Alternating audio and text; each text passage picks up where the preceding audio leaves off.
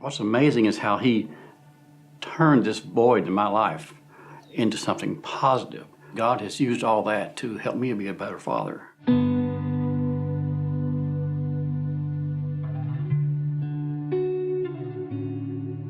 My name's Steve Stone, and I've lived here in Morehead most of my life. I was born here, and I'm a grandfather now. We've had 4 grandkids, and have 2 children, Trevor and Tabitha.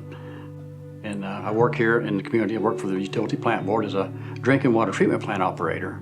My father deserted me when I was an infant, and I never had any contact with him at all. That left a void in my life, and sometimes it can be a little painful.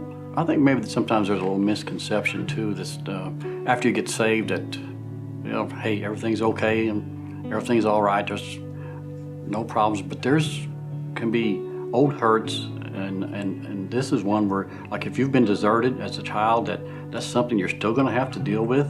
Hold it up and give it to God, and He will help you, and He'll bring you through it, and it'll probably amaze you how He'll take that and He'll turn it into something positive for you.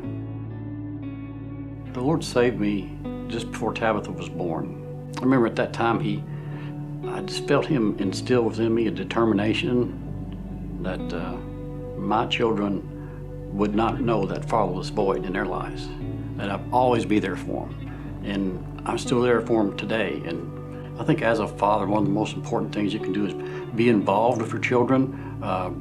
If they're playing sports or no matter what they're doing, if you're involved. And over the years between Tabitha and Trevor, I've always worked shift work, so there's been a few little things I've missed, but not very many. You could probably count on one hand the birthday parties or the sports events or whatever they were doing that I've missed because I absolutely had to work. But I think that's really important, to always be there and support them, to be there to give them direction. I'll never forget, we were right here in this room and Trevor come in that day and he said, I think the Lord's called me to the ministry.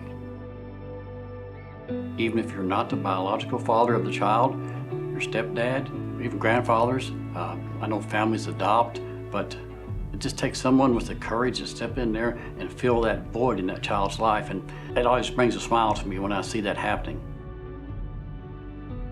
There's been times when Tabitha or Trevor, even today, they'll call me, want me to do something, and maybe I won't be feeling the greatest or whatever, and I'll kind of hesitate, but then the thought always comes back to me, now wait a minute, I didn't have anybody to call on. And that encourages me to continue to be there and do things for them as much as I can, because the way they were raised in the church, we're raised as a family, we help each other out. I think it's awesome that even as old as they are now, they still call and depend on me as much as they do. And if you're a father that's not really spending that much time with your kids, really think about what's important here, what the priorities are. When they get older, they're not going to remember maybe the things that you wish you could have done better, or the mistakes maybe you made. They're going to remember the good times. And a lot of that stuff that I think back on, wish I could have done better, they've forgotten about. And so it's just important to be there for them and be there with them, and you'll build that relationship that'll last a lifetime.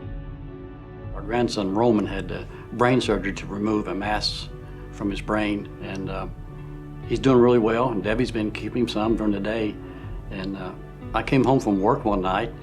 Roman had been here, and he'd left a really big mess in the living room. In times before, to walk in from work and see that, it might have upset me. It would have upset me a little bit. But I looked at it and I just smiled. And I said, wow, that's awesome that he can run and play and make a mess like that. So when it comes to our children, our grandchildren, sometimes I think we just need to really look at our priorities and really see what is priority. So I would encourage you, if you've been raised without a father, turn that over to God, and He'll bring you through that. He'll show you how to come through that. In my life, He's put godly men all around me. There's nowhere I can't turn and get godly wisdom.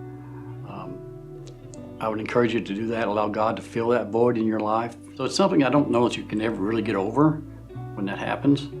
But the good news is for me that God has used all that to help me be a better father.